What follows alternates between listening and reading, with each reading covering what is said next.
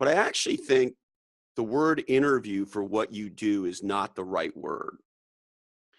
And here's Okay. why. To me, interview has become a bad word because what an interview connotes is uh, a journalist host who's done some research, who's got a pre-configured narrative, probably a producer that's got a pre-configured narrative.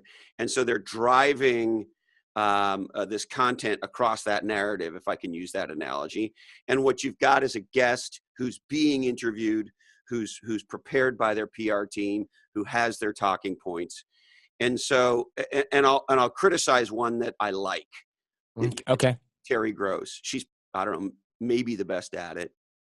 Mm-hmm. But, and I think it's a really big but, what I find is I'm growing more and more irritated and unsatisfied with consuming a show that is a collision of PR talking points and a pre-constructed narrative. And so that's my definition of an interview and Terry Gross. I don't have that experience with the Jordan Harbinger show. I actually think Legends and Losers is a lot more like the Jordan Harbinger show, although you're more produced than we are. But you're still showing, the experience is one of an eavesdropping experience on a conversation. You're not a classic host in the way maybe Terry Gross is. You like me butt in. You're not just asking questions, you're having a conversation. And so I, as a listener, can forget that it's a quote unquote show and it's my buddy Jordan having a conversation with this LA lawyer. And that to me is a very different experience than a traditional interview. And B, it's actually the experience I want to have. Okay. And I think the reason, well, if I had to, let's say,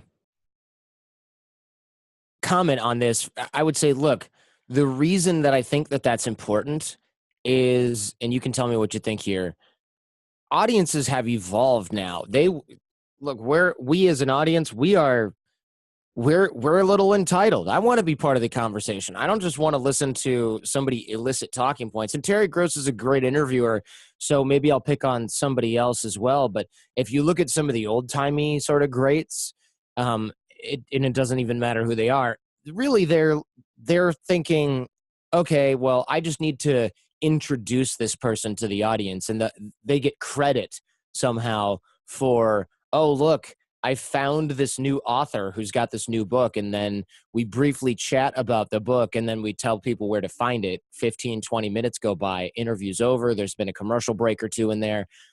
That's not what people want anymore because they can find new authors and new books on their own. They're not being introduced to anybody.